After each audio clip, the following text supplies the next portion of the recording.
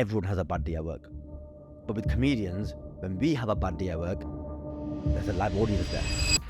What's going on, people? This episode on the Minted Mind podcast, we dive deep into the world of comedy with one of the most talented comedians in the industry, Tez Ilyas.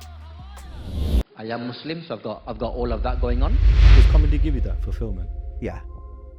It's not easy. And it's not always. Because sometimes.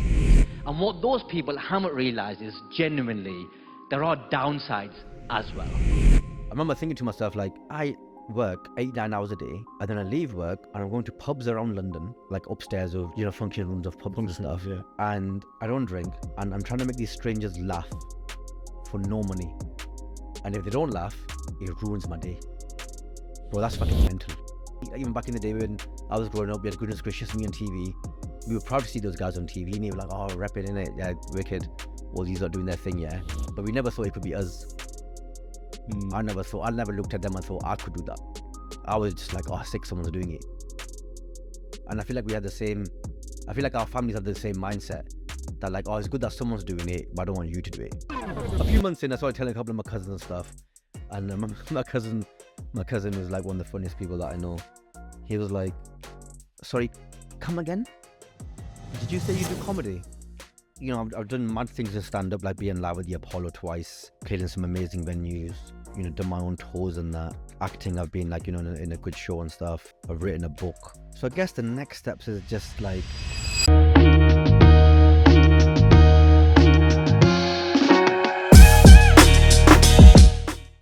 But Tez, welcome to the podcast. Thank you for having me, bro. Yeah? Yeah. One thing I've always wanted to ask a comedian is... have you always been funny? Yeah. Is that something that's No, I have. with you? Always. I was that guy in school that was like, how can I make people laugh in class? Like, cause I was good in school in terms of grades and that. Okay. Like, and I like studying. I was a nerd in it. Bit of a swat at school. So I like studying, but I also like making people laugh and had a big mouth. So that always got me in trouble at school. And were you like the sort of, in your friendship group, were Yeah. you like the clown? You know what? I'm from Blackburn, innit? So everyone's kind of has a clownish personality. So even the serious guys have a sense of humor. So everyone in Blackburn is funny. Everyone's very sarcastic. Everyone's got a massive dry sense of humor. Okay. So it's difficult to be like the funny person. There are funnier people in the group. Yeah. I wouldn't say I was the funniest person in the group, Okay. but like I was definitely one of the funny ones. Okay, so that's interesting because when did you realize you were funny? It's difficult. I think I only realized I was funny when I left Blackburn.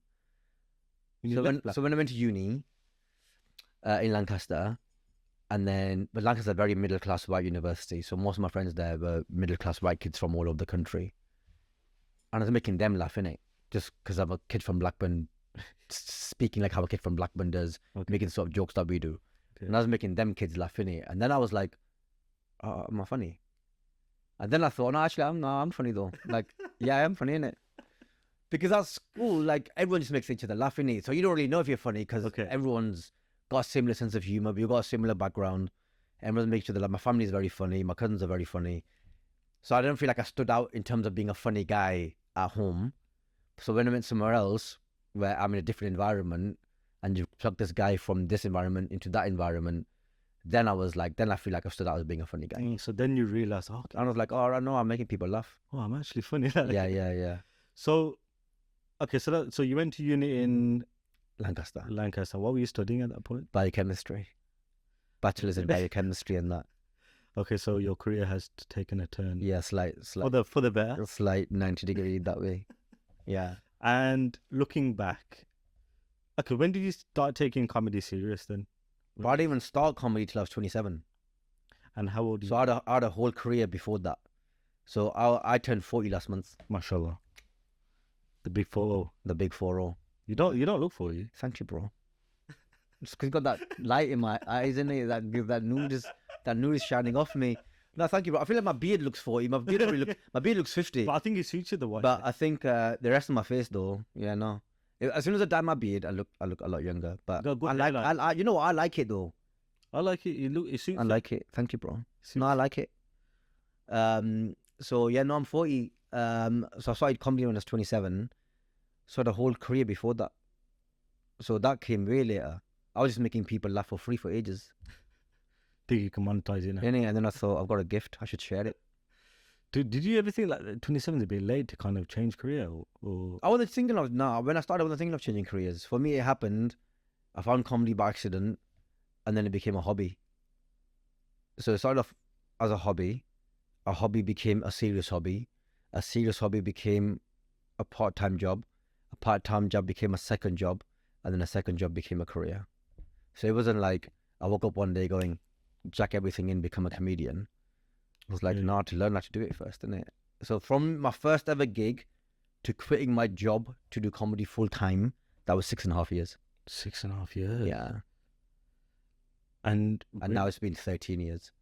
So now I've been doing comedy full-time as long as I was doing it part-time. mashallah. Actually, I just realized I've come to that point, yeah. 6.5 years, isn't it? Yeah. Yeah. So what was it that you were doing before? I was in the Home Office. You was in the Home Office. I had a proper job. I'm a clever guy.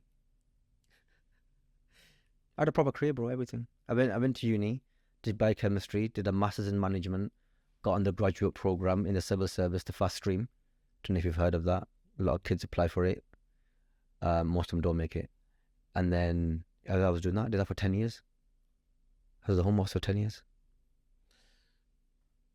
And then you started dabbling in comedy. Yeah, so a couple of years in, I was in London. I'm not from London. It's a big old lonely place. I've heard that as well. I thought I need a hobby in it. I need something to do in the evenings. I need to meet some people.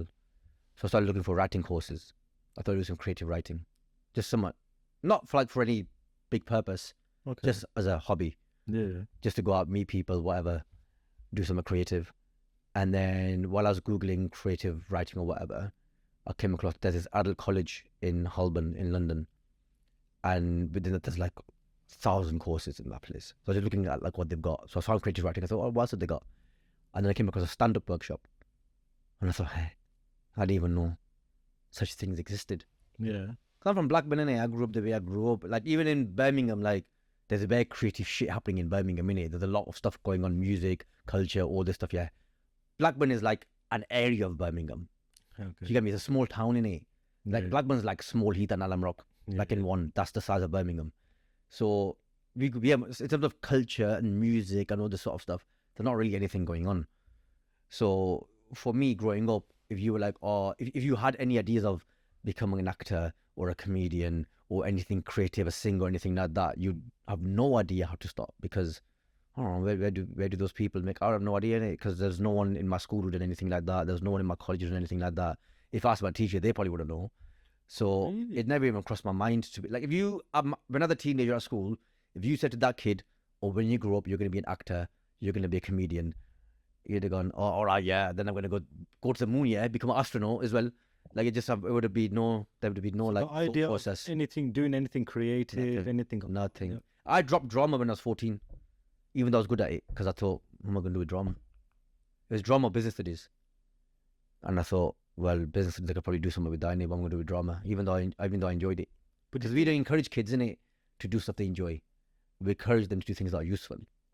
But you don't know what their life's going to be.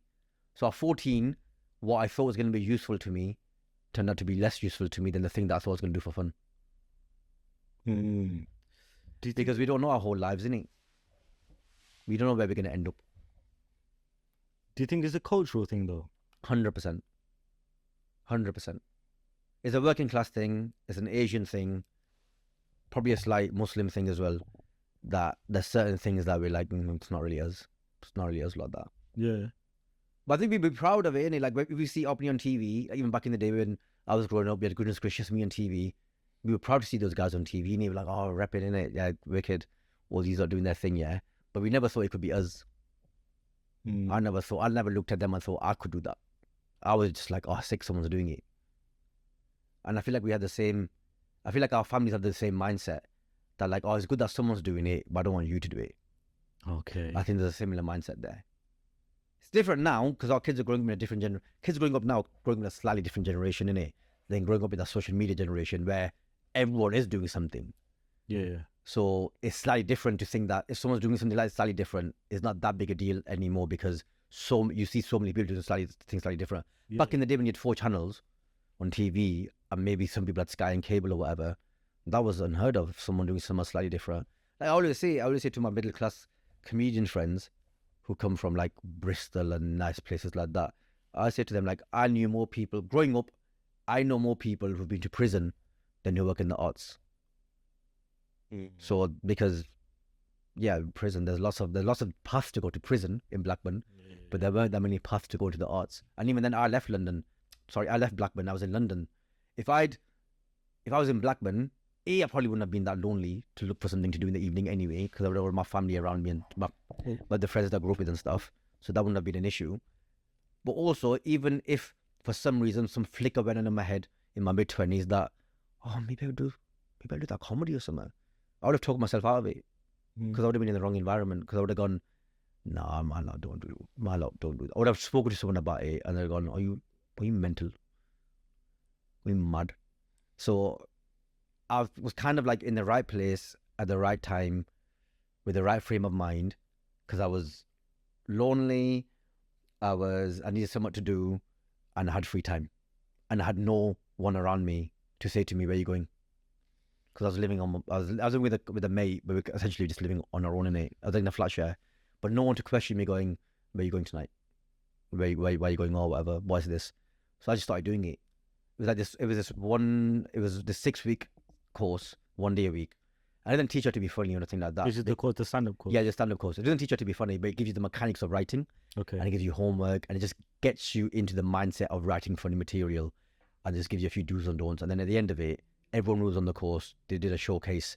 So everyone there invites their family and friends. Okay. And you do your first gig in that safe environment. So I had all my friends there from uni and some friends I made in London.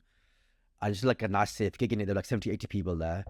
And whatever you prepared, whatever 5-6 minutes you prepared over those 6 weeks, you then do it as your first gig in this kind of safe environment. And that went well. People laughed when I wanted them to laugh. I got the buzz from it. And then I thought, you know what? I feel like this could be something that I could just keep going on, keep doing.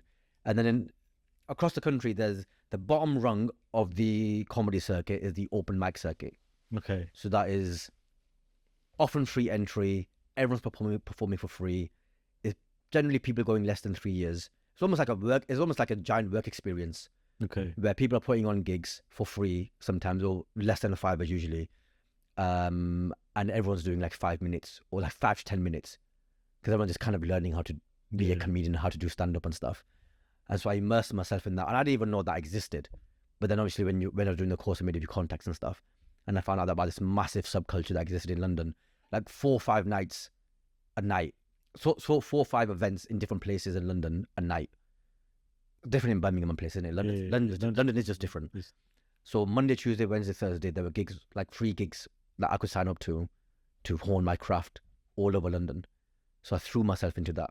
So that became my hobby then. So after the first time you tried that course, you knew straight away like this is something that I enjoy. Like I just enjoyed it, innit? And I just thought, then you start having those dreams in you and those fantasies. Yeah. Like, maybe I could be on that with the Apollo or something.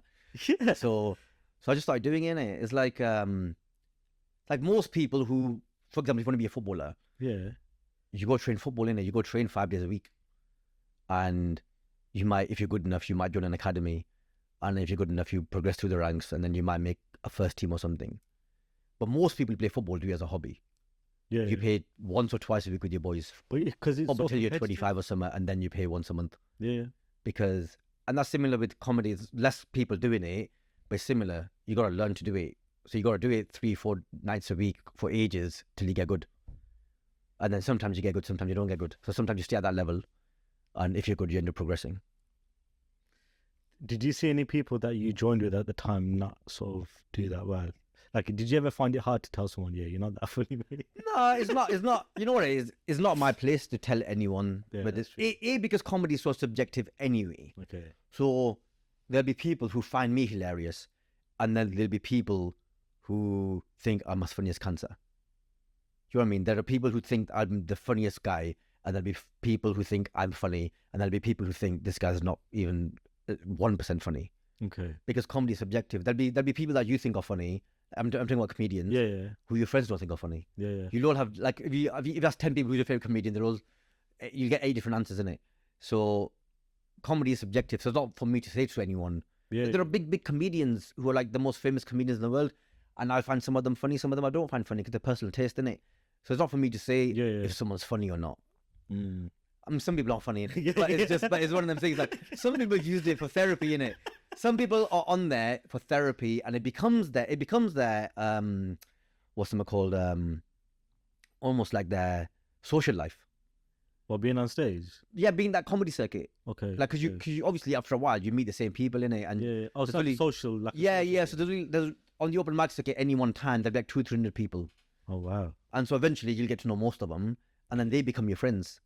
Okay. And some of them you carry on progressing with. Some of them will stay on that circuit because that's what they are. So there are people, when I started, there are people who have started before me, so before 2010, who even to this day are still kind of on that level. But it's fine. It's a hobby, and it's like just because I didn't make it as a footballer doesn't mean I don't play football. Yeah, got it. So, like, I mean, I was never going to make it as a footballer, but I still enjoy playing football. It's kind of, that's an analogy. That's probably the closest analogy I can give. So the open mic circuit is like you kick about with your friends. And then you can kind of tell, one, if you enjoy it, if it's something that you want to continue, if you want to pursue further. And if you're good. And that's based on the feedback that you get from the audience. Yeah, with stand-up, your feedback, with this episode, I don't know if this episode's good, innit? Yeah. I don't know if people are going to find it engaging because you don't know. They will tell me after they've seen it. Where stand-up, I would know if there was a live audience. If there were 20 people sat here, then I would know how well it's going, innit? That's stand-up. You know instantly, because it's not like a work presentation. If they're laughing, it's going well. If they're not laughing, you know straight away it's not going well. That is the most, in any art form, is the most instant reaction. You know in real time how well it's going. Because either there's a reaction or there's not a reaction. Or sometimes even worse, a negative reaction. Actually, negative reaction is better than no reaction because at least you're getting something in it. But yeah, that's true. But yeah, you know instantly. It's the only thing I can think of where you know straight, well, and live sport as well, where you know straight away how well it's going because the people there let you know how well it's going.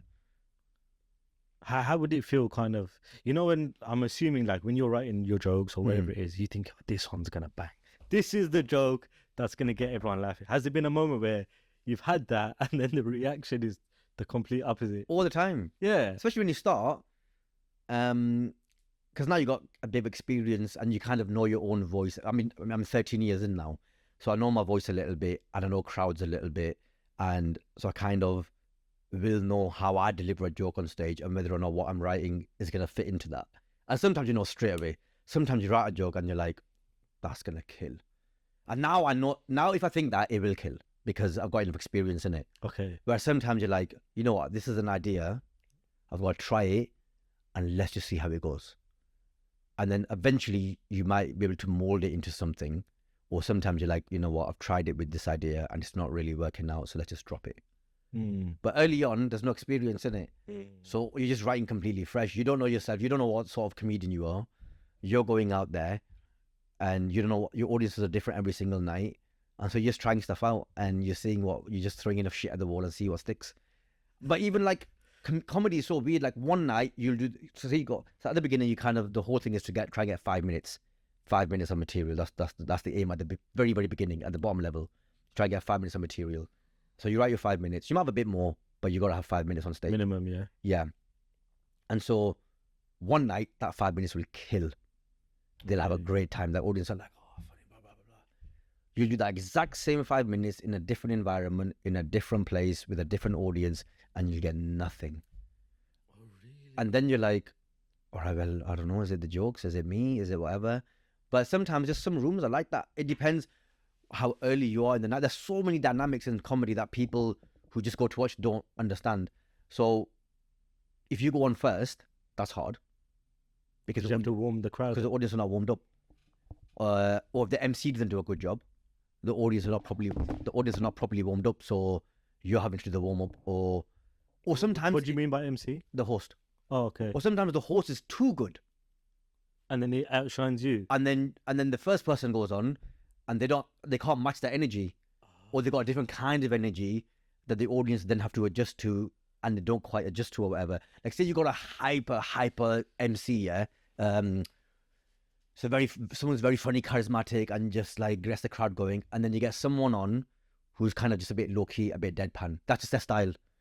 And the audience up here, and they need them to be down here, and they just can't adjust to that level or whatever. So they're like, the first couple of minutes don't go well. Sometimes that's the rest of the gig doesn't go well. Ooh. Because you kind of haven't tuned your frequency into what they're doing. And comedy is kind of like, depends how you treat it, but early on you think of yourself as this is going to sound bare wanky, yeah, but you think of yourself as a bit of an artist in it, because what you're creating is essentially art in it. You're creating something, and then you're showing it out to the world. You're like, here's the thing that I created, hope you enjoy it. And sometimes they don't. I know it's difficult, and I'm only saying that because I do a podcast, and this is probably a fraction of the amount of how difficult it is being in front of like an audience and then telling jokes. Because my worst fear would be being, if I was to go into comedy, would be standing there thinking, I've got 10 bad boy jokes and no one's laughing. Yeah, it happens. But that doesn't mean those jokes aren't good. Sometimes it just happens. Obviously, your favorite comedians, whoever listening to this, and yourself, whoever your favorite comedian is, has died in front of an audience. It happened to everyone. From Kevin Hart to someone who started this week. It's happened to all of them, and everyone in between, from your Dave Chappelle, Peter Kay, Russell Peters, your Frankie Boyle, whatever. Yeah, it's happened to all of them. They've all, not now, obviously those guys, they know what they're doing in it, but I'm saying when they're starting off, when they start, those first 4 or 5 years they were starting off, they had some shit gigs. It's happened to everyone. Jim Carrey got booed off stage his first gig. Look at him now. So like, it's like saying to someone, who here, I'm talking to the audience, who doesn't have a bad day at work? Are you thinking about just normal jobs, office jobs, whatever you might be doing, whether you're a delivery driver, taxi driver, whether you got a high flying job, lawyer, whatever, yeah, doctor, everyone has a bad day at work. But with comedians, when we have a bad day at work, there's a live audience there. That's all it is. Everyone has a bad day at work. Then the comedians are like, because in our heads, we know what a good gig feels like. Okay. So we can come off stage and be like, I fucking hated that. And the audience might have loved it. But we don't enjoy it. It's like when you watch someone play football. I love football. That's why I always use football as an analogy. And they're like, oh, you had a good game. And like, nah, I felt like I played shit, you know. I'm like, oh, nah, man, you played good. Well, because you know you and could they're like, better. nah, I don't feel like I played good though. It's like that. Sometimes it's like that as well. Or sometimes you're in the moment and you're like, nah, this is good. Nah, I'm enjoying it. But it eventually becomes a job, and it's a science and an art form. So there's a science in terms of like, you need the right conditions. So you need a stage, preferably slightly raised, not too raised, but slightly raised. You need light, you need proper lighting on your face, because a lot of comedy is in your facial expressions and stuff. You need a proper working mic with a good sound system that's clear to the audience. You want a low ceiling, so the atmosphere is trapped in that place you are. You want people facing the right way. You want them sat close to you. That's the conditions of a very, very good comedy club. What often happens in comedy is that people will see you in the comedy club and they want to book you somewhere else. Okay. So they want to book you for a corporate event, a function, a wedding, a birthday party, an award ceremony, whatever. There's 100 things that people might want to book you for. And that's when it becomes hard.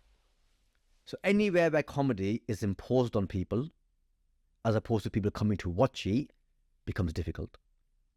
So for example, you might see me at Glee Club in Birmingham and think, I fucking love this guy. Oh, a sick guy. You know what? My brother's getting married next month. Let's book this guy. He's going to make everyone laugh. It's not good. It doesn't work like that. Because you think about it, Glee Club, 300, 400 people have gone there to watch comedy. So everyone there is on the same page. No one's getting offended. Or one or two people They're mentally ready. But mentally, that's what they're there for. Yeah. You're then taking this guy out of his home environment and put him at a wedding where you got grandmas, granddads, uncles, freshies, kids, all ages. None of them are there for comedy. So the same people that might go to Glee Club and love it are in a different mindset at that wedding. Oh, yeah. So suddenly, this guy comes out to tell jokes. No one's there for that, so they're not paying that much attention. The setup is wrong. because it's all round tables and everyone's seated all over the place. No one's facing in. A lot of people are not facing the right direction. The lighting isn't right. The stage probably isn't. The stage is not set up for comedy. The sound systems at weddings, I've never heard a good sound system at a wedding from the mic anyway. The DJs always sound bare, like they're underwater or something. Yeah, That's actually true. right. And then suddenly you get telling jokes in that environment, and then someone might see them and be like, "That guy's fucking shit," but he's not. You just put him in a very difficult situation. Yeah, I get that. I actually get that. So there'll be so many times that like people will see me in environments like at a corporate function or a charity do or something, and in my head I'm like, whatever you see tonight, don't judge my ability as a comedian on what you're gonna see today, because this is an away game. Come see me at a home game. That's not to say that those things can't go well. They can go well, But it's very but they're never gonna go as well as they are in a comedy club, because that's a home game, innit? That's what you've come to watch comedy. Did you come to that realization from your own experience then? Yeah, 100%. Because you always hear about corporates and you always hear about how hard they are, and in your head you got ego in, and you're like, it's hard for you, innit? Wait till I do it. And then you get there and you're like, oh no, it is hard. No, I understand why. Because also like take a corporate event, yeah. So some work do. People don't act the same way at work as they do with their friends. Yeah. So when you go to a comedy club, you're going with your mates in it, or you're going with your missus, or you're going with in a group of friends. You go for an outing, Yeah. enjoy yourself, enjoy. When you're with your work friends or your work colleagues, in still a work environment, because it's a work do, and you got your boss there, and you got senior executives around you and stuff, it's not the same. There are things you would laugh at on a Friday night that you won't laugh at in front of your work colleagues, because you're like, oh no, that might be a bit offensive. That if I laugh that, they might think that I'm that I'm offensive as well. Whereas those jokes, they might be you know those borderline jokes that you're like, oh, no, that's funny. I don't know if that was But you can't see that at work. You can't see those things at work, innit? But comedians don't care. That's not his problem, innit? Or their problem. But I've seen it so many times where like good comedians will struggle at those events, because it's like, there's not. It's just a difficult barrier to break through, isn't it? And to be consistently good at, is it like you definitely have to sort of change your approach, I'm assuming? Yeah, definitely. And you can adapt and stuff, but it's never going to be as good. It's never going to. You get some comics who, like, for example, there'll be comedians who have a lot of material about relationships or they might have a really killer routine about a wedding and stuff. And so for a wedding, for them, that might be perfect. Yeah. Because like, actually, I've got 15, 20 solid minutes just about getting married or relationships. Most comedians don't, though. So there'll be some comedians who are very suited to that, because they'll be like, oh yeah, and then my grandma fell, and everyone's laughing, oh yeah, whatever, yeah. But most comedians don't have 20 minutes about weddings, innit? Yeah. Or they'll have like a very shallow sort of 2-3 minutes about weddings. Touch it. And touch upon it, and then they've got, right, I've got this 17 minutes left now of doing something else that no one's going to enjoy. Or you get like, certain pockets of the audience will enjoy it, but there'll be a grandma. Because remember, all the important people at a wedding are sat at the front as well. At the front, yeah. And so they're like grandmas and grandparents and mums and dads of the whatever, and they sat there like this. And then if you go to a wedding, or whatever, I keep saying wedding, but whatever corporate function, you've not gone there to shut up for 20 minutes. And suddenly you're going, all right, we're going to bring a stranger out now. So if everyone here is having a good time, if you can all be quiet now, we're going to listen to him. So have you stopped doing like weddings? I don't do them. Or I quote ridiculous prices Just to put them off. Because I'm assuming, because obviously it may affect your brand in that way. Because because like if people know me from like man like Mobeen or my stand up or whatever, and they're dead excited to see me, and they see me in an environment like that, I'm like, bro, don't judge me on this. But they will, because because they don't know different. Yeah. Because they'll be like, you're a comedian, make us laugh. Make us laugh. Your job is to make us laugh, like in stitches on the floor. Yeah. And I'm like, this is not the right environment for it. But you don't understand that because you're not in it. But they're not expected to understand, because they're of course not. I'm not doubling them. Yeah. I'm like, how would you get it? It's just a difficult one, isn't it? Yeah. Oh, that's interesting. I never really thought about it that way. Because even in even in a podcast session, if we was to do it, like we've done episodes in like different places, the camera angles you have to set up in a specific way, lighting, this, that. And I think with your career, it's more like the mindset of the audience. I think that's the biggest thing. Yeah. The audience have to be in the right frame of mind. Yeah. No, that's actually interesting. So if we go back to sort of when you were first starting out, you were going to these stand-up sort of work shows and stuff. Just open mic circuit. They were going well? Yeah, they were actually.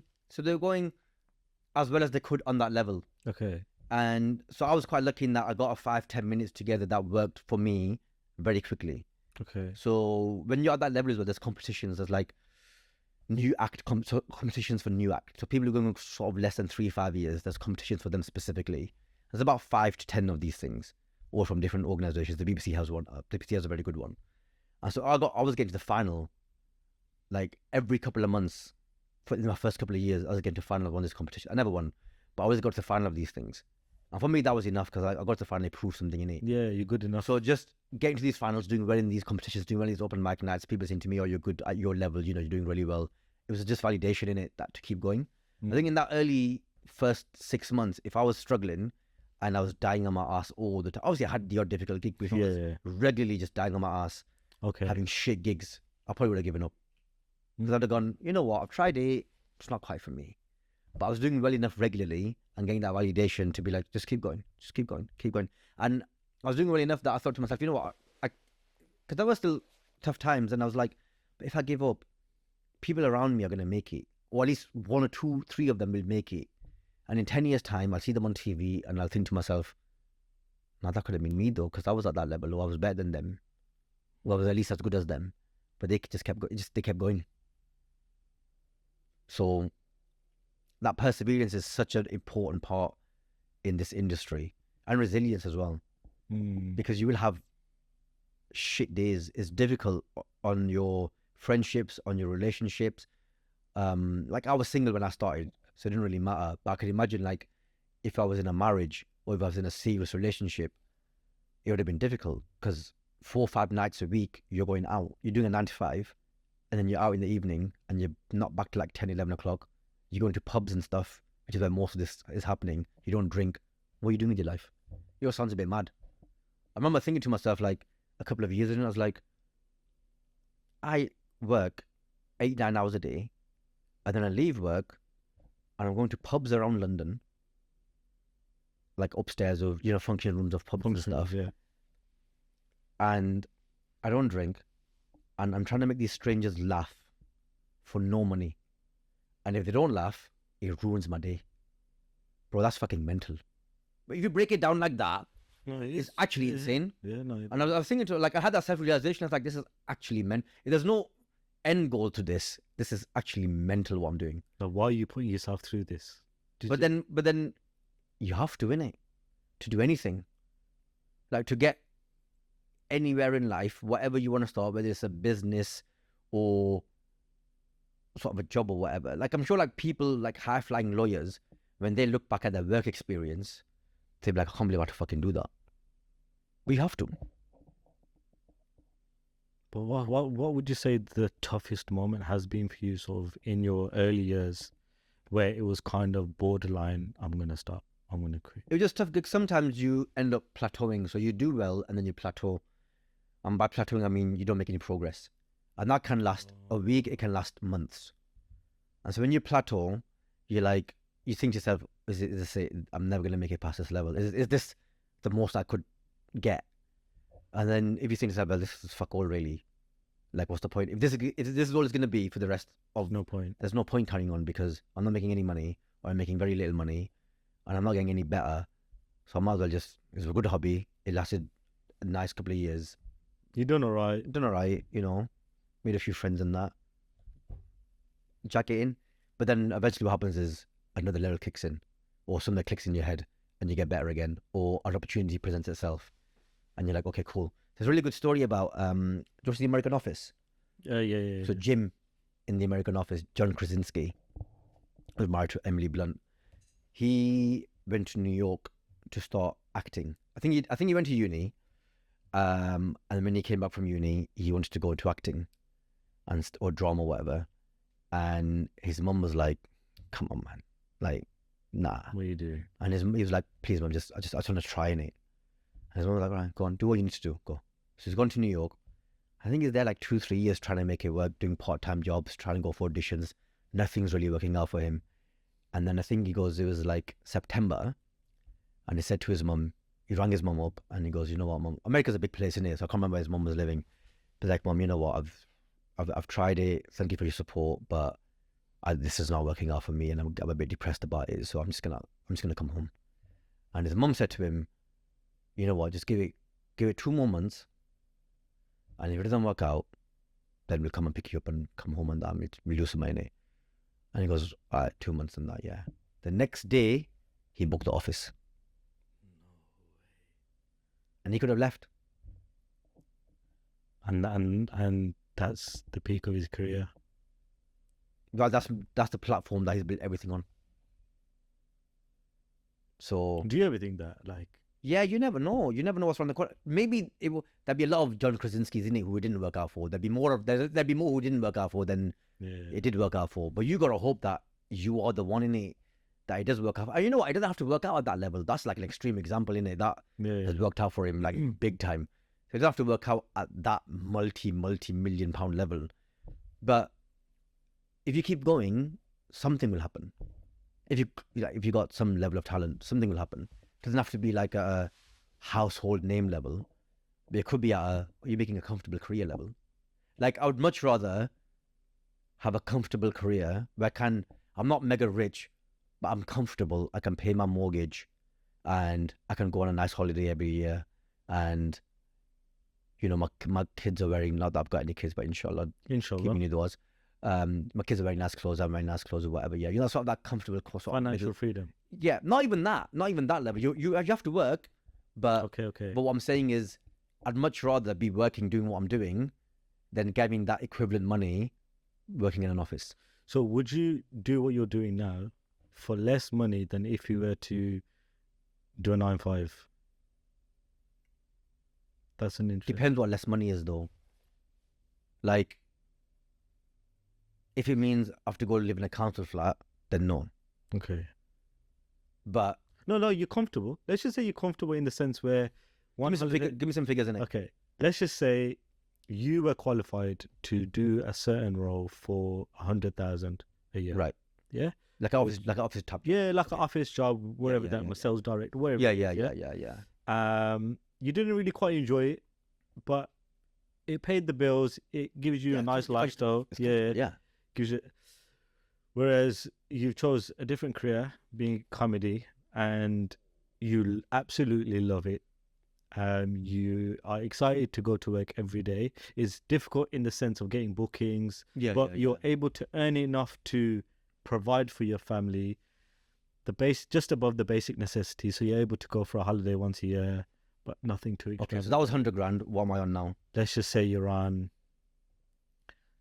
What's the average in the UK? I'm not even sure, but let's just say you're on half of that, 50. 50. Give me the 50. Yeah. Because your mental health is more important than you. Well, all right, some people might disagree because I don't know. But for me, anyway, my mental health is more important than my bank balance. I agree with that. As long as I'm above the breadline, don't get me wrong, if I'm making nothing, then your mental health gone anyway. then I'm an idiot, innit? But if I'm making 50 grand, it's still good salary. Yeah. So if I'm making that, I'm wicked. I'd much rather be doing that than working in a job for someone else. For 100 grand, you're working for someone else. Then working for someone else and you're not really happy. You got no job satisfaction. You might be good at your job, but it's not satisfying you. It's not. There's no fulfillment. There's no school and stuff. There's no fulfillment in that.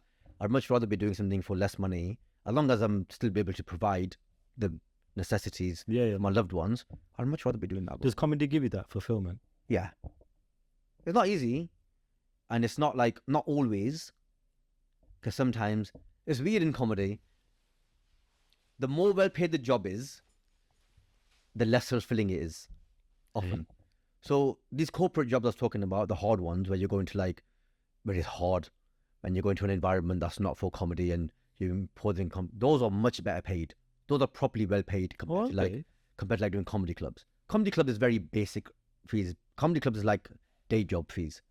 That's not better, because think about it, they can only pay you how much tickets they're selling. In the club and that.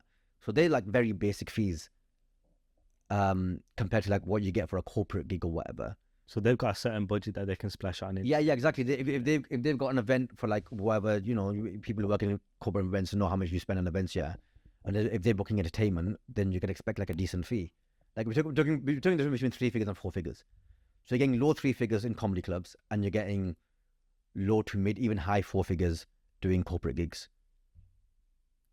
Those are better paid, but significantly less fulfilling than doing the comedy clubs, because the comedy clubs is a great space and a great environment, and you're having fun, and it's all you want to do. Whereas the corporate clubs, you're doing it for the money, and it's hard, and you're not. That doesn't mean you can't enjoy it, but generally you don't enjoy Generally it. speaking, it's a lot more difficult. Yeah. Okay. So I want to know, like, when you decided to take comedy serious, because let's just say it's going well. Wait, did your family know you were doing this? Like, time? Quite early, maybe a year, or maybe less than that, a few months in. Like, because I didn't want to just like have a couple of gigs and be like, I'm a comedian now. Okay. It's like a few months in, when it's like when I start getting validation and be like, you could have something. So you know, when you first went on stage, did your family not know then? No. Well, my friends knew because I was in London, innit? But I didn't tell my family. I remember this was like you put everything online. Online. Okay. Yeah. So there was Facebook. Facebook was around, and I think Instagram was literally like Just coming up. So it wasn't like the thing where you put everything online about your life, you're documenting everything. It was kind of before that. So I was able to like do it and be like, you know what, I'll just tell people when I need to tell them. Like, there's no need to tell them if they don't need to know. Okay, got ya. So a few months in, I started telling a couple of my cousins and stuff. And I remember my cousin was like one of the funniest people that I know. He was like, sorry, come again? Did you say you do comedy? And then I was like, yeah. And he goes, no, that's what I thought you said, but what? And like I said, because they didn't leave Blackburn, so they would have had the same reaction that I would have had if I'd never left Blackburn, which is, what do you mean comedy? Like, how do you? That's not a. It's not a You job. don't go to a job center and apply to be a comedian. Like, how do you do that? So that was, yeah, it was strange, like getting different family reactions and that. But as soon as I started getting like, you know, a bit of recognition from the BBC and stuff like that, then obviously You're like, okay, yeah, he's it was good. like, yeah, fair enough. Yeah. Did you feel it like pressure? Like, you know, if you were to, like, let's just say if you were to go to a wedding, let's just say by the off chance someone comes up to you and they don't know who you are, they don't know you do comedy, and then you tell them, oh yeah, I'm a comedian. Do you ever get the reaction of like, all right, go on then, tell us Yeah, a no, joke? it's the worst. It's the single worst thing you can say to a comedian is, go on then, tell me a joke. Because most comedians don't have jokes in it. They have routines. They have stories. They have like it takes 2-3 minutes of a thing. And even then you have to tell the context of the thing for the punchline to be at the It's end like of you're it. building up. Yeah, unless you're Jimmy Carr, who's got those one-liners. And there's a few of those comedians, but most of us aren't that type of comedian. We don't have jokes off the shelf in it to just give out. So no, it's one of the worst things you can say to a comedian. I always say to them, I'm like, oh, what do you do? And they're like, oh, I'm a doctor. I'm like, oh, diagnose me now, innit? Okay. And they're like, no. And I'm like, all right, no, then, innit? So it's and it's changed. Doing comedy is changing me as well, because I've got a platform now I've got an outlet for whatever is inside me that I need to get out. I've got an outlet for it. In my early 20s, actually up to my like early 30s probably, until I started doing this full time, I was very obnoxious. I had a lot of energy, just bursting out of energy, just very, very, you know, very, very loud all the time, blah, blah, blah. But since I started doing comedy, like, I've become a lot calmer in real life because I've got an outlet for it. So all that attention I clearly wanted, because clearly I'm an attention seeker, I now actually have it. So I don't need to seek it in my life. So in my life going, like, we all know people who are a bit loud in it. Yeah. So I was one of those kids in it growing up. And so now that I've got it professionally, I don't need it in my personal life. So now when I go to a party, my best friend says this to me, he goes, you've changed in it, because he's very similar to still Habib. He's my boy in it, my best friend. He lives in Abu Dhabi now, so I don't see him as often. But he's still very much he's more similar to how we were in our 20s than I am. So he's still sort of got the same energy. Yeah. Loud. But I'm quite different. But I'm like, when we go to parties and stuff, I'm happy to let him have the limelight. Whereas before I would be sharing it with him, and I'd have more, possibly, whatever, yeah. But now I'm like, I don't need it. I don't want it. Actually, I don't want it. I don't want it. Because I'm like, I get it on stage in it. So I don't really need it right now. So he has changed me. And he says to me, now we're 14, so like, it's different. But like, you know, like mid-30s, he'd be like, Raj, you changed you. And I'm like, no, I probably have. You should change as well. That's an interesting point, actually. Yeah. You know, since you've found all this success, mashallah, which we'll kind of go into a little bit, have people said that to you? Like, you've changed? The TV, the fame's changed? No, because they can't say it to me. Because I live at home with my mum in Blackburn, in the house I grew up in. Mashallah, we're moving soon, but my mum's coming with us. So they can't say that to me. Like I live on the same street I grew up on, and I have the same friends I had was like. So how do you how do you keep grounded then? Because you know, I can imagine it can be sort of kind of easy to kind of get sidetracked or with the fame, the cameras, the attention. I think one, I have a very limited level of fame. So like I'm not Tom Cruise. Yeah, but I'm not Ryan Reynolds. I'm not even Ramesh. Do you know what I mean? Like I could walk probably more streets in the UK, and I don't know. I could go about my business. Birmingham might be an exception, yeah. Yeah. But I'm saying more streets in the UK, I could probably walk about my business. And even me, I can disguise myself quite well as well. So, yeah, like that. I often get that double take or like, Okay. I hear whispers like, it's him. And I just ignore it until they approach me Okay. and be like, are you 8?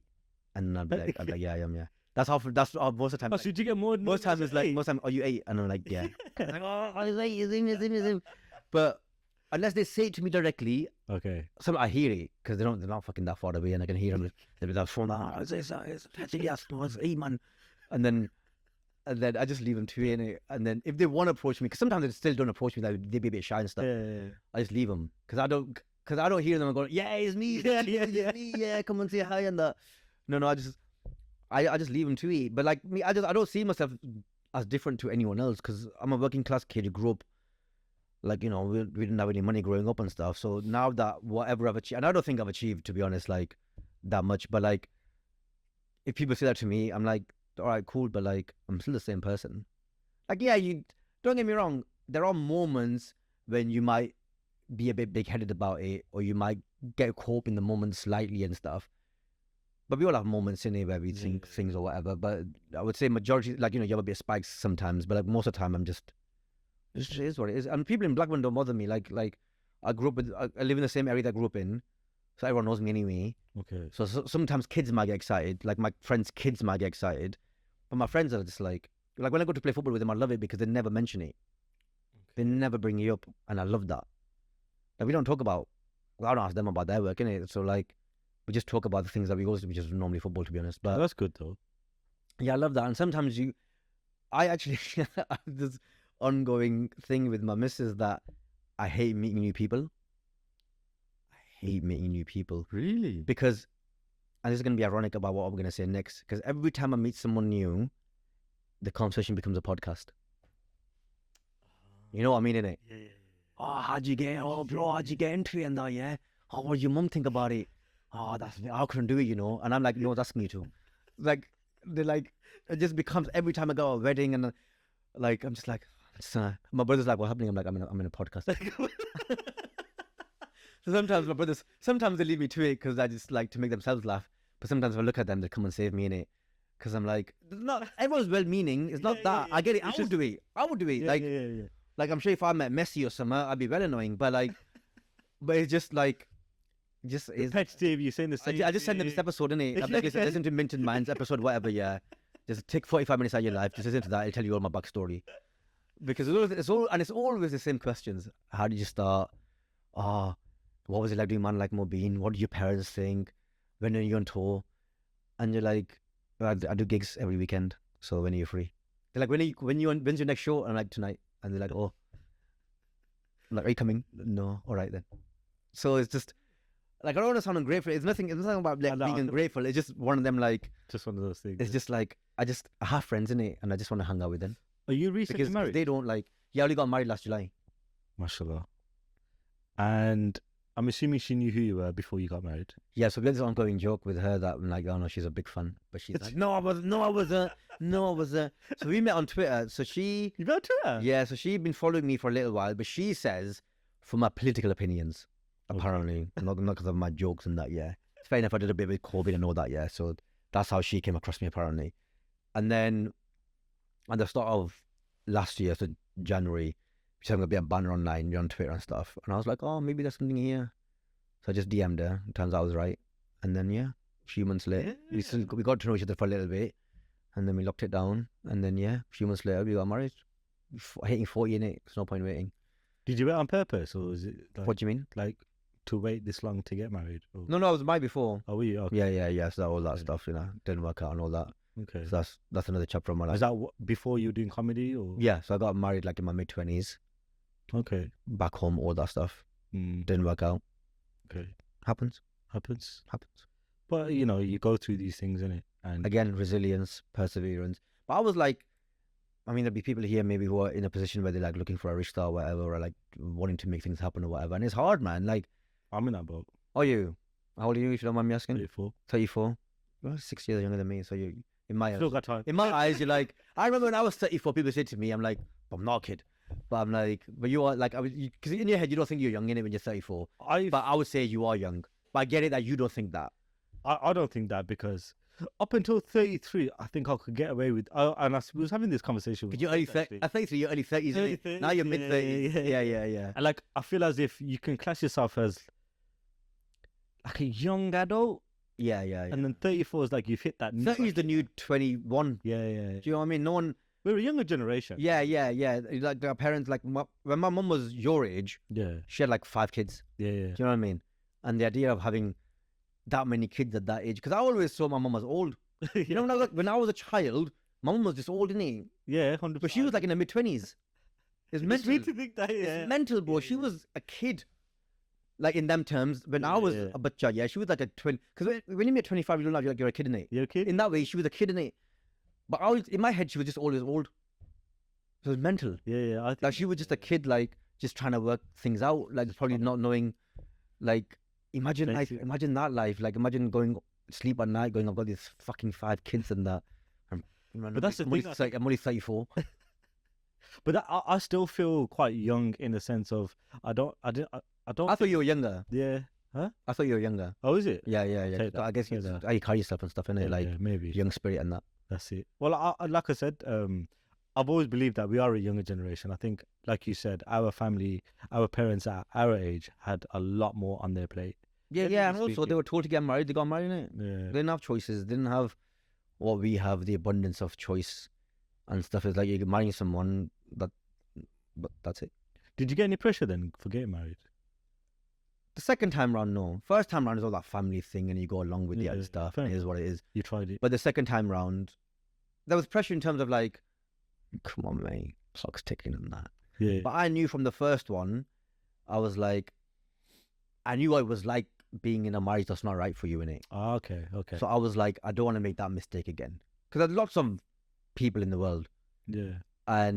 But you want to be with someone that you're like, even when times are bad, this is the person I want to stick it through with. Because when times are good, you could be with lots of people. There's lots of people that might be suited to you when times are good. But when times are bad, there's only a certain number of people that you could put up with. And it's who are those people?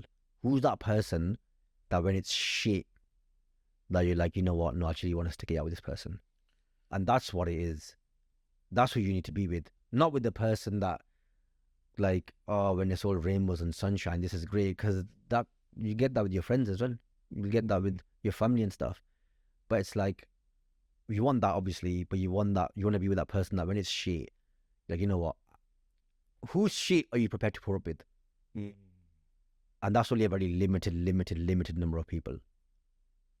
Like most of us don't even put up with their own family's shit, let alone someone who you're going to spend the rest of your life like virtually like every single day with for the rest of your life. That person needs to be very special. You know, so obviously after your first marriage, that's when he's kind of found the success that you're seeing now, mashallah. And was it difficult in the sense of, because I'm imagining, you know, mashallah, you I know you say you're not no Tom Cruise or whatever, but you know, you are very well known, you are very successful. Did you ever feel as if like I need to be careful of one, who I surround myself with, and if I was to get to know someone for the purpose of marriage, I need to be wary of, are they just wanting me because I'm in the public eye? I never really thought about that, to be honest, bro. Because as I said, like, I'm not made millions. I'm not like schminted or anything like that. I've got like, you know, I was doing well to a level. But I never really worried about any of that stuff. And also I feel like one skill that comedians have is they're able to read a room, and they're very self-aware. And so I think we're quite good at sort of reading how they value you. Okay. So I think we're quite good at spotting authenticity in someone, because we have to do it in crowds all the time. We have to read rooms every single time we go on stage. We're reading a room in it, and we're going, okay, what's happening in this room? What sort of performance do I need to do tonight for this room? So quite good at reading people. Okay. So I never, honestly, genuinely, I never really worried about it that much. I never really thought about it. So how does she take it, like when you're out working all the time and stuff? So most of the time she comes with me, because at the time we don't have kids.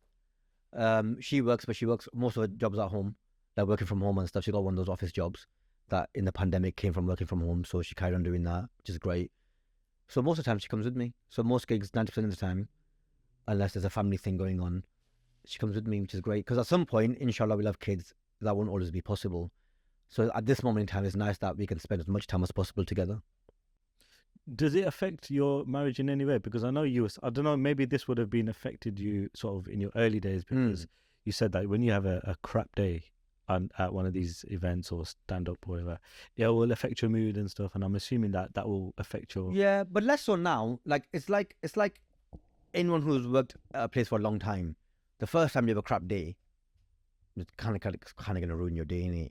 Yeah. But by the time you have your 10th crap day, You're kind of immune to it. you're kind of a bit like, you're more resilient to it. You're more like, all right, I've had this feeling before. It doesn't mean it's the end of the world. Tomorrow's another day. I'll go back to work. If there's any problems, I'll fix them. I get on with it. It's kind of like that. But also, I'll tell you, bro, this is interesting as well. And I said this to her as well. The loneliest I felt when I was single, the loneliest I felt was after the good days. Because the bad days, you kind of want to be on your own anyway. You don't really feel the absence of someone. It's on your good days where you feel an absence. So a day where you just smash a gig and you come off feeling like 10 men and you're like, fuck, look at fucking all those people in that room cheering my name. Not your name, but cheering for you. And you smash this gig in front of hundreds of people potentially. And then you're on your own. That was the hardest. That's when it felt like I'm so grateful to have someone in my life. Obviously for many, many reasons, but that's one of them. That there's someone to share that success with. Because otherwise you're doing it on your own. Like sometimes you have these unbelievable highs, these achievements, these incredible achievements that as a working class kid, you'd never know that you could possibly reach. Like going on Live with the Apollo. Never thought. When I was 15, the idea of doing that is mental. Actually, Live with the Apollo didn't exist when I was 15, but like in my early 20s, when they started, when I was watching Omid Jalili on there and Jack D back in the day, and the idea of me being on that show, and then you do it, and you got no one to share that with, shit. So now, having someone to share those successes with is amazing, alhamdulillah. MashaAllah. I love that. That definitely makes a lot of sense, because, it just, in anything, in any career, as soon as you have those good days, you want to go back and tell someone and share that enjoyment with. And mashallah, you've got that now. Yeah. And how is marriage life? It's good, man. Yeah. It's great. Like, don't get me wrong, it's, because we Asians we don't live with each other before we get married, so there's a lot of adapting, there's a lot of compromise, there's a lot of learning about each other's push and pull points and stuff like that. So there's a lot of adapting and stuff, but if you find the right person, it's a blessing, man. It's great. Inshallah. And like I said, it's the person whose shit you're ready to pour with. That's the person you want to be with. Nah, that definitely makes a lot of sense. I want to go back onto your comedy, and then I want to touch on, because we've got you here now, and I want to touch on Man Like Mobeen. Okay. And your role in that, how that all came about. Yeah. But before we do that, a few more things on the comedy side. What I realized, and what I think I'd find difficult is, with comedy, some of it, I don't know how much experience you've got in it, but I have seen some clips where, you have to deal with hecklers. And you have to think up on the spot, and you have to come up with a comeback. Yeah. What's your experience been like that with dealing with hecklers? So there's a difference between hecklers and crowd work. So crowd work is when you go into the audience and you start asking them questions. Do you pick someone out specifically? You're like, okay, that's a ginger there. I want to pick out him today. I never like target someone like that. But it's kind of like you look, and there's usually people in the front row because you can't see, because the lights are in your eyes, you can't see anyone further than 2-3 rows anyway. No offense to gingers, but no. So it's usually the people like sort of just in the first couple of rows around you. And I just see the first person that come on stage, just see someone and be like, oh, what's your name, whatever, and just go into conversation, and then you build it from there. Or sometimes you might ask a question, like an open question, and someone will answer it, and then you're like, oh, the person who answered it, let's talk to you and stuff.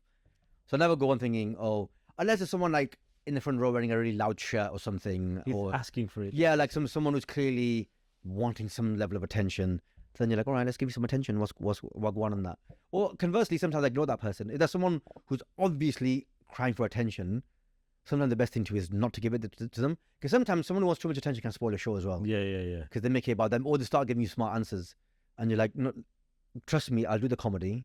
If I ask you a question, just answer the question, and I'll decide if there's something funny or not. Or they'll be like, what did you do? And they're like, I'm a drug dealer, and you're like, no, but you're not doing it. So just let me do the comedy, and you just answer the questions in it. Heckling is different. Heckling is when they shout, when you're just doing your thing and someone shouts something out. So that's depending on how well the show's going. So if the show's going well, then heckling is not a problem, because you can destroy, because the audience are on your side. You can destroy that person. That's fine. It's in the early days when no one knows who you are, and you come on, and maybe the show's not going well, and then you get heckled. Then it's hard, because A, the audience are not on your side, and B, you're panicking because you're like, A, you're panicking about what's happening anyway, because you're like, oh, the show's not going well. So you're already in your head a bit going, okay, that's not working. What do I need to do? And then someone heckles you, you're like, oh shit. Yeah. You're not in the sort of, you're too defensive then. Whereas if you're doing well and you're relaxed, because when you're doing well, you're more relaxed as well. Yeah. So the more relaxed you are, the more space your head gives you to think of something quick. Or even you're not even that bothered. There's no pressure because you're like, the show's going well anyway. I don't fucking care. That's probably when you have your best moments. Yeah. You don't That's give a yeah. You don't give a shit and stuff. Or you're like, or sometimes you don't even have to. If the show's going well, you don't have to be that smart. It doesn't have to be the best comeback. Just a comeback sometimes works, because the audience is on your side. So also they know you've just done it in the moment, so they give you a bit of goodwill as well. But when the show's not going that well, and someone heckles, then bro, is fucking deep in it. It's sticky, bro. So the worst moment. That's the worst moment, because you're like, nah, I got nothing for you. Or you say something, and in your head you know, nah, that's shit. Shit that. Have you realized you've said a shit joke ever? Like, Yeah. shit. Yeah. Or sometimes, especially when you feel like teasing the audience, because all that's improvised, isn't it? That's like, you don't know who's in the That's room. from you. You don't know who's in the room. You don't know what they're gonna say, and you're just reacting to what they're gonna say, and you're hoping that it's funny and that. And sometimes it won't be. Sometimes it will be. Sometimes you say something bare funny, and you're like, nah, you lot should have given me more for that. That was well funny, man. What the fuck? And sometimes they won't. Has it been a moment where you've been like, your mind has gone blank? Like, what the fuck? And you panicked and you're like, If my mind goes blank, I don't panic. I'm like, oh, that's interesting. Because more time I know what I'm going to say, innit? okay. So it's very rare that my mind goes blank. It's happened probably less than a handful of times in 13 years. But if my mind does go blank, I just enjoy it. I'm like, oh, okay, I don't know what's coming. Because I get a big excited, because I'm like, shit, I don't know what's coming next. Oh, shit. So I'm like, all right. For a big show, it never goes blank, because you kind of know what you're going to do in it. You prepped a bit in it. Like live at that follow-up. Yeah, you've prepped that. So it's not going to happen there. But it's the show you're relaxed at, whatever. And you're a bit like freestyling or whatever. And you're like, shit, I don't know where I'm going. Where the fuck am I doing next? I don't know. This is fun. And you're relaxed at that, and you're like, oh, I don't know what's going to happen next. Yeah. You don't know what's going to happen next. I don't know what's going to happen next. Let's just see what happens. Sometimes something good will happen. Sometimes it might not. But it's not that much. It's not that deep. It's like, because there's no pressure. It's like you haven't put that pressure on you. Yeah. You have to be like, da-da-da-da-da. Okay. And because I'm assuming, like, comedians, you have to have thick skin. Yeah. Yeah, 100%. 100%. It's not Perseverance and resilience. You have to have resilience, because you'll have shit days. And the problem with your shit days is they're very public. And so there's an audience there who's seen you have a shit day. And then you're thinking that they're thinking you're fucking shit. And you don't think that, because you've got an ego in it. So that's hard. Sarah Millican, the brilliant comedian, she's got this rule. It's called Millikan's Law, or Millikan's Rule, where no matter how good the gig is, or how shit the gig is, or anywhere in between, if it's the best gig of your life, the worst gig of your life, or anywhere in between that, you can either celebrate it or wallow in it. You have till 11 a.m. the next day, and then you forget about it. Okay. So whether it's the best gig of your life, or the worst gig of your life, or anywhere in between that, just a shit gig or a very good gig, You got 11 a.m. to be like, oh man, feel sorry for yourself, or be like, fucking yes, man, the fucking best. Then after 11 a.m. the next day, boom, done. On to the next. Fresh. Turn a page, which I think is very good. I think that's good actually. That keeps you grounded as well. You're never as shit as your worst gig, and you're not as good as your best gig. You're somewhere in between. I like that. Keeps you grounded, like you said. It doesn't put that expectation on your next gig that it has to be sort of better. Yeah. Because we're in our heads all the time, because we know we're always comparing a gig or even a joke, like on a joke by joke basis. We're comparing it to the time that joke went the best. So the best reaction that joke ever received, every time we tell that joke again, then we're comparing it to that time we got that 10 out of 10 reaction. There'll be some point where joke gets a 10-10 reaction. And so every time we then tell that joke, we're comparing it to that. Okay, yeah. So sometimes it'll be here and you're like, yeah, that's all right. But sometimes it'll be here. You're like, eh? Yeah. Or sometimes it'll be here and here's not good enough. Eventually, sometimes it'll be there and then that won't be good enough. Because you're like, oh, I remember that one time though it got here. So it's very Do interesting. you ever like look back and think, A lot of psychology in it. Yeah, it's a lot of psychology. It's a lot of psychology in it. Reading the audience body language, maybe reactions, and even your own reaction plays a part in It's like a duck above water. So the duck above the water looks still, and underwater you're doing that. So in your head's doing this, constantly like paddling, but your demeanor is just like you're in control and you know what you're doing. This is my show. And that's the difference between pros and the people on the open mic circuit when you first start off. Because when you first start off, you react to everything. So when it's a good joke, you're like, oh, wicked. Yeah, wicked. Or if they don't react to anything, you say, I say, we all did it, and there'll be people on the open mic circuit do it now, and they'll be like, they commentate on it. And be like, well, you didn't find that funny, did you? And then because that will get a laugh. And so that gets you buying it because you're like, I still need someone to laugh at something. So you get them to laugh at you almost. Okay, so you're like, oh, at least I'm getting some reaction in it. Or you say something like, oh, I'm never going to say that again. And then they laugh in it just to get you out of that situation. Whereas when you're a pro, you don't do that. I remember the first time I went to watch pros, so like a proper comedy club. So when I was starting off, because I'd never been to a comedy club, innit? Yeah. So I went to watch the pros do it at like the Comedy Store or whatever in London. And so the difference between them and the level that I was at, and they were here and I was like here, whatever, is when they told a joke and it didn't get the reaction that they thought it should have got, you couldn't tell. How? Their demeanor didn't change. So they just continued. They just continued. But I think the other way is probably better, isn't it? No, not when you're a pro. Because on the open mic circuit level, you know how well that you can see the comedians' emotions doing this. You can tell when they're happy. You can tell when they're sad because when they're happy, they light up, and when they're doing shit, you can see them retreating into themselves and that. Whereas a pro, don't get me wrong, there's a way of playing it professionally. Oh yeah, there's a way of playing. If the gig's going shit, there's a way of doing that professionally as well. There's a way of doing that as a pro as well. But you don't show it. You don't show it though. You don't let the audience know that you think it's going badly, and that's the difference. Okay. Now I understand that. Yeah, it is a lot of psychology, man. Imagine a salesman, like, is trying to sell you something, and you're like, oh, I'm not sure, and he goes, it's not working, innit? Fucking bloody hell. This is not working. That sales technique's not working. You'd be like, what the fuck's he doing? Look what the fuck's he doing? Whereas a pro would never do that, innit? A pro wouldn't even hear your no. A pro would just be like, they'd have another strategy in it to try and sell you something. They wouldn't just take your first no because they'd be like, okay, well, I've had no's before and I've still sold something.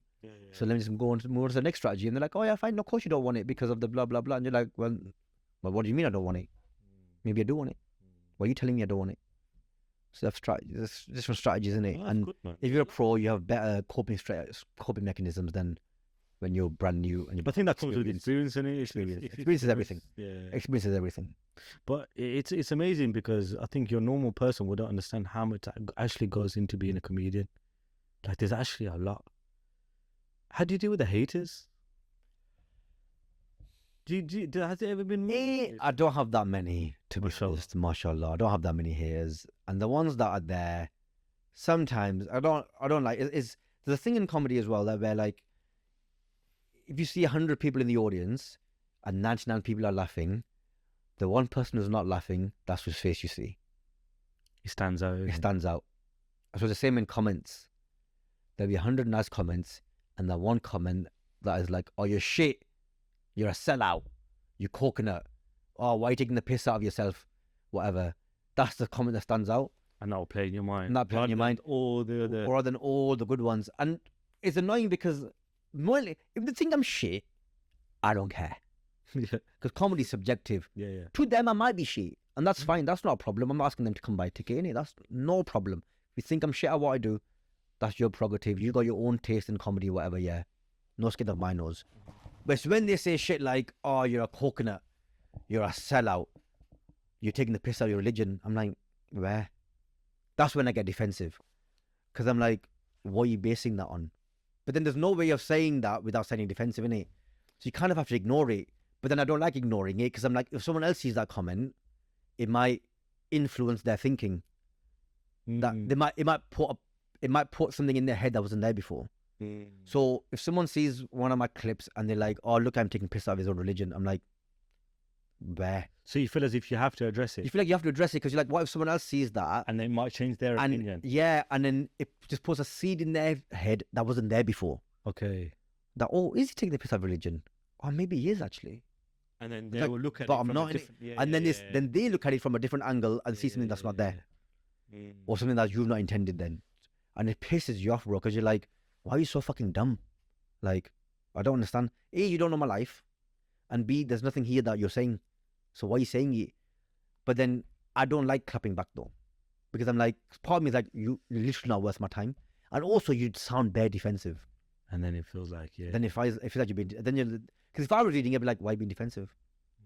Whereas, you feel like you have to because, but other people might not see your angle as to why you're addressing it. Yeah. And it feels like you're coming off defensive. Yeah. Which then in turn will... But you're like, if you think I'm shit, that's fine. But I don't like people questioning like my motives. Because you don't know my motives. Like, so how dare you tell me what my motives are when I know what my motives are? Do you know what I mean? You don't project onto me whatever's going on in your life. Or whatever your fucking lack of sense of humor is. Because you're a serious person, don't project onto me. You know, talking about religion and, you know, stuff like that, I know is a very sensitive topic. That's a lot of your material is, you know, fighting against the Islamophobes and stuff like that. How do you go about deciding what jokes, like, how do you know you're not crossing the line? I grew up in a very traditional Pakistani Muslim household. My cousins are like bare religious, got a very religious family. So I know where the lines are. And if I were to cross any, my family would just pull me up. Okay. So I don't worry about it. So if anyone thinks I've crossed the line, I'm like, but I know I haven't. Yeah. It's like, you're interpreting something that's not there. Or you got an interpretation of something that is not what I've intended. That's your problem. I've never had it where it's like more than a couple of people are saying it because they got a problem or whatever, yeah. It's always, alhamdulillah, most British Pakistanis have a very good sense of humor.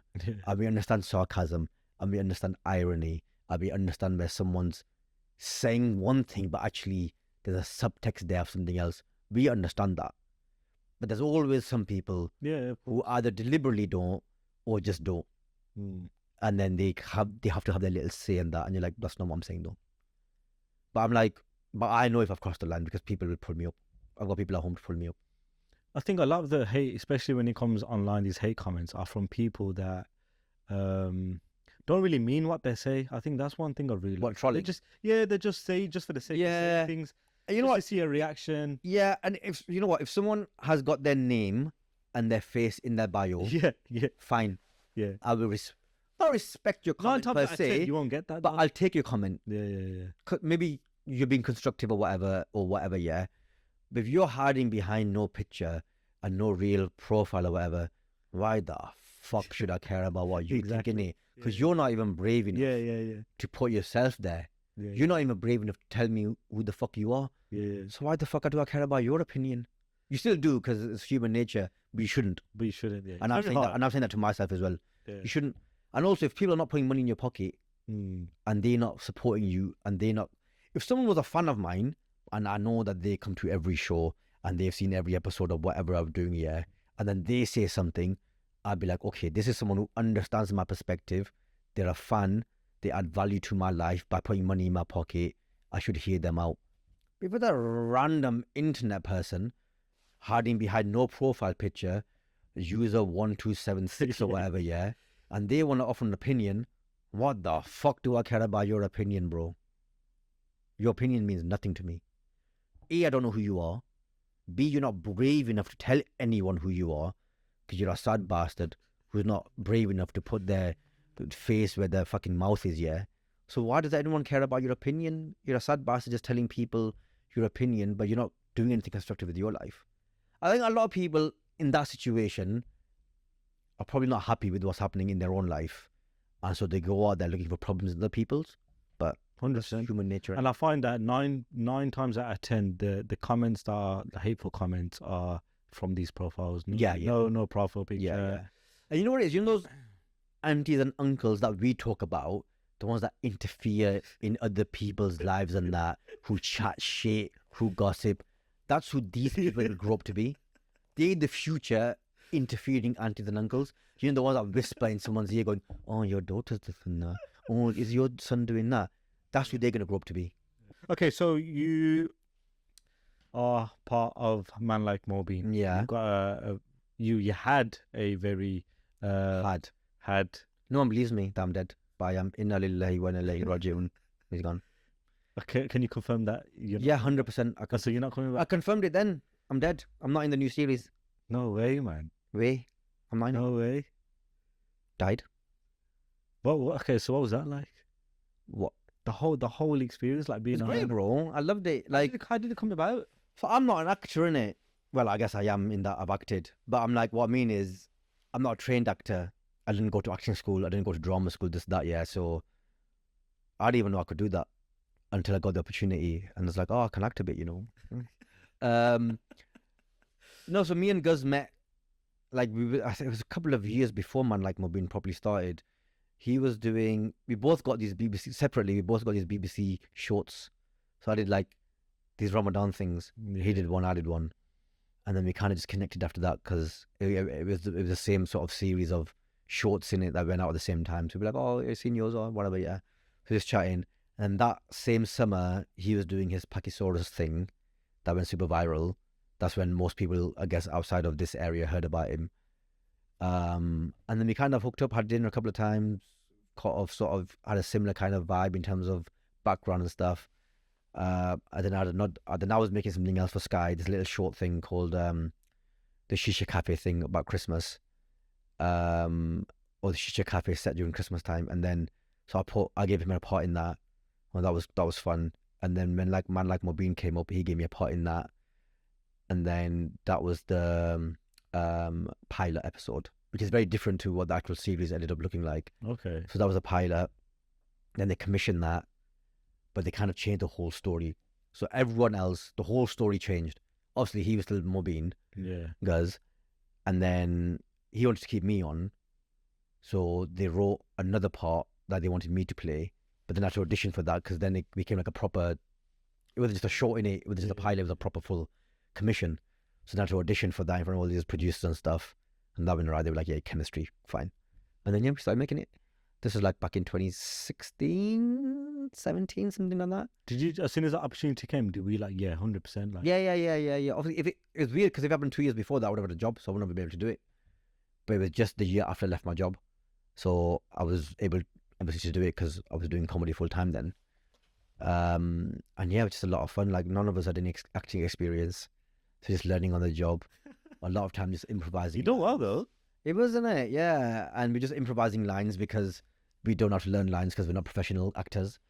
And when it came out, just the response was amazing. Was a lot of it improvising? You're No, the lines were written, yeah, okay. but then we just improvise around in it because we're like, how would this guy actually say it? Okay. This A character, how would he actually say this? And we've all grown up around people in our ends who are a little bit dumb in it. So we're like, if I was in Blackburn, growing up around someone like this, how would he say that thing? God, yeah. So Wicked became Wicked. Wicked. Because that's how we'd say it, innit? And Mobeen became Mobeena. Because that's how we'd say it. So I put all those little things in because I thought, if this character is going to be real, then let's make him real, innit? Like, let's make him someone that people recognize. And they'd be like, that's exactly how we'd say that thing. So I was like, everything that I know about what this character might be like, I'm going to put it in him. And so I did that.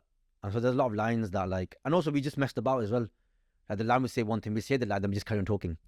Okay. And then they just carry on and the camera just let us roll and they just let us have a bit of fun. So we couldn't always do that because sometimes there was tight time scales. But a lot of times we were just having fun. Did you take any sort of acting lessons? Oh, so you did no acting lessons and you just went in? We rehearsals and stuff, but that's it. Because your role is quite significant in the sense of like a lot of reaction from the audience. People love your character. Yeah. You're pretty much one of the main characters. Yeah, one of the main three characters, isn't it? Why did they kill you off, man? So this is why everyone asks, innit? And I'm like, oh, it wasn't my idea, innit? I'm not. But it's not my show either, so it is what it is. But basically, obviously, the Mobeen character is getting sucked back into this dangerous world of gangster dealing, this and that, yeah. And Guz wants to show that if you're in that life, that sort of gangstery bad life, if you're on road, then bad things will happen. And sometimes those bad things happen to people around you. They might not happen to you, but they'll be happening to the people around you. And who's the most innocent, lovable character that something bad could happen to? I couldn't believe it. It's me, innit? So it was either going to be me or Dua, the sister, Lilacs. Okay. And like, you can't shoot you can't shoot a little girl in the head. You can't do that. On a drama, on a comedy show on BBC. You can't shoot a little girl in the head. And also, but I think it was the right decision though. In terms of, if you want to make that impact, it was the right decision. It definitely made an impact. Because you're like, he's the most innocent. Out of that entire group, he's the most innocent. And the most like lovable, adorable guy. And like, so for something to happen to him, like if you were in your ends, and this the guy that everyone loves and that, the funny guy that the bit polar and that, yeah, and his mates are a bit bad and that, and he gets shot because of them, what impact would that have in the community, innit? He'd be like, what the fuck about all your shit, and he got hurt. It definitely had a massive effect because, like you said, the innocent one, the one that didn't deserve to get shot, he didn't know any better, wrong place, wrong time, wrong... yeah, man. Yes, that's the impact it has, in it, that if you choose that life, then the consequences can be devastating, innit? They might not happen directly to you, but it could be someone around you. I think there's the new season's coming out soon. Are you like to talk a little bit about it? I don't even know anything about it. Really? No, I don't think, because I'm not on it, innit? And I said to them, I don't want to know, because I want to watch it like a fan. Okay. So I want to see what happens next. So when I told you that you're going to get killed off, how did that make you feel? No, I was a bit upset, innit? Obviously. But I thought maybe I'd come back, innit? Yeah, like what? I thought I might come back, innit? I don't know. Like, maybe like a dream or like a ghost or something, or like a brother or something like that. But then, obviously, when they were writing it, they decided not to make them decisions. They're like, oh, fair enough. Do your thing. Hopefully it does well. You'll definitely be missed, I think, on the show. Yeah. No, the comments online have been very complimentary and very nice, but hopefully, man, it'll be... I still had a feeling that 8 was going to come back. So no one believes me. There'll be people watching this going, yeah, all right. Yeah, I slightly don't believe. I'm hoping. Yeah. No, people don't. I don't want to believe. I can see it. I can see it in your eyes. You're going, nice saying this. But when it comes out, you'll be like, 8 and that. But no, he's gone, bro. He's dead. He's dead. I know. I don't know, man. I'm just hoping, maybe false hope, but just hope. But I'm looking forward to that because there's lessons to be learned in sort of some of the scenes. Yeah. And just overall, like you said, go back into that life. Things are going to happen, maybe not directly to you, your family members, or you might be put in a situation that you don't even deserve to be in. But because you're part of that life, you're going to get sucked into things. So shout out to Guz Khan for that, man. And that's doing very, very well. Okay, so as we're wrapping up the podcast, what's sort of next for you then? Like, what's your goal? I don't know. I feel like I've done so many things. Like, you know, I've done mad things in stand-up, like being live with the Apollo twice. Played in some amazing venues, you know, done my own tours and that. Acting, I've been like, you know, in a good show and stuff. I've written a book. So I guess the next steps is just like, I don't know, becoming a made man in it. Like, you know, like how like some people just always on TV. That'd be nice. But then we'll see it. I want to play bigger venues on my tour. I want to sell more tickets. A podcast would be nice, like my own podcast that does well and stuff, and then just get cast in a couple of other shows, and or write my own show that gets made. That'd be nice. Well, you're definitely on the right trajectory. I can tell you that. Yeah, we're seeing it, Definitely- inshallah. But always been especially the pandemic taught me this. It's like what was written will happen, innit? Because like all I can do is knock on doors and try, and if it's meant to for me, then nothing can stop it. But if it's not meant for me, then no matter how hard I try, it won't happen. But inshallah, I'll keep trying, and the things that are meant for me will happen. And if they don't happen, they don't happen. I know you got some shows booked in for later this year. What shows do you wanna? Well, I'm gonna go on tour next. This is a long way away, but next autumn. Okay. So we're talking September 2024 Okay. is when I'm going on my big national tour. Okay. So those tickets will go on sale at some point later in the year, probably this autumn, probably this September, October. Those tickets will go on sale. So between now and then, I'm about on the circuit doing bare shows all over the place. Some of them myself, some of them with other people. Because I've got to put the material together for the show, so that takes a bit of time. So I've got a few pop-up shows all over the place. I'm doing a lot of pop-up shows between now and then. Okay. Okay. So I've got a few pop-up shows in London, Birmingham, Manchester, places like just big cities, innit? Just to like get some banter going, get some material going, and then I'll do a lot more shows next summer in preparation for the tour for next September. And then between now and then, TV-wise, see what happens. Whatever people want to put me in, I'm ready. Well, not anything, but you know, I'm not going to go on Love Island. But they don't want me either. I don't think I'm the right person for that. Tez, it's been a pleasure. There's been so much I wanted to talk to you about, but obviously we're limited for time. But again, I appreciate you for coming onto the podcast. Thank you, bro. It's been a pleasure. I'm sure the audience are going to love it, and they will have some questions. So, guys, if you do have any questions for Tez, write them down in the comments, and hopefully we can get him back on the podcast one day, and then we can get around to those. If people want to reach out to you, what's the best way to kind of? Just my social media. I'm at Tez Ilyas everywhere. Instagram, Facebook, TikTok, whatever. You on TikTok? Are you doing no TikTok? Yeah. This is- I don't do my own. You know what it is? I just put stuff on. Okay. Stuff I've already done, like stand up and stuff. Okay, I just okay. put that on. I don't create original content for TikTok. It's not with my man. Like, How does that work? Sorry, I know you're going to wrap up, but how does that work? You know, like say if you recorded an episode, like Live at the Apollo. Like, do people take your stuff and then just put it on other platforms, or you know, like how yeah, back in the day it was like, some people do it. Sometimes you can do it yourself. So I'll take out those clips that exist and I'll put them on my own at Tez Ilyas. I'll put them on my own platform. And then people collect them. Sometimes people put them on themselves. Like there's always those random accounts that just post TV. That put they get some snippets of views though, innit? I think. Yeah, some and they views, put innit? snippets of other people's stuff on there. And as long as they tag you, I don't care. Yeah, It's yeah. cool. Just gets you out there and it raises awareness. No, that's Because cool. sometimes these pages have big followings.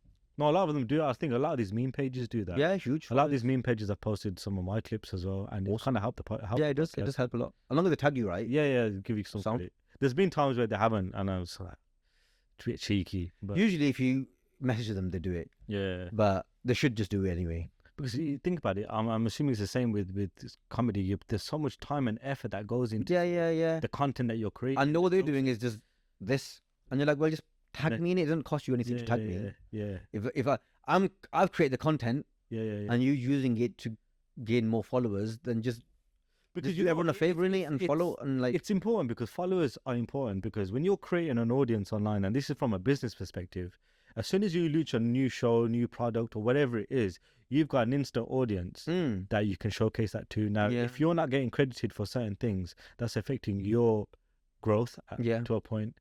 But yeah. But again, Tez, hopefully we can get you on again one day. Cheers, bro. No, thank you for having me. Anyways, guys, if you like this episode, please leave a comment. Make sure you hit the like button, and we'll see you on to the next podcast. And subscribe.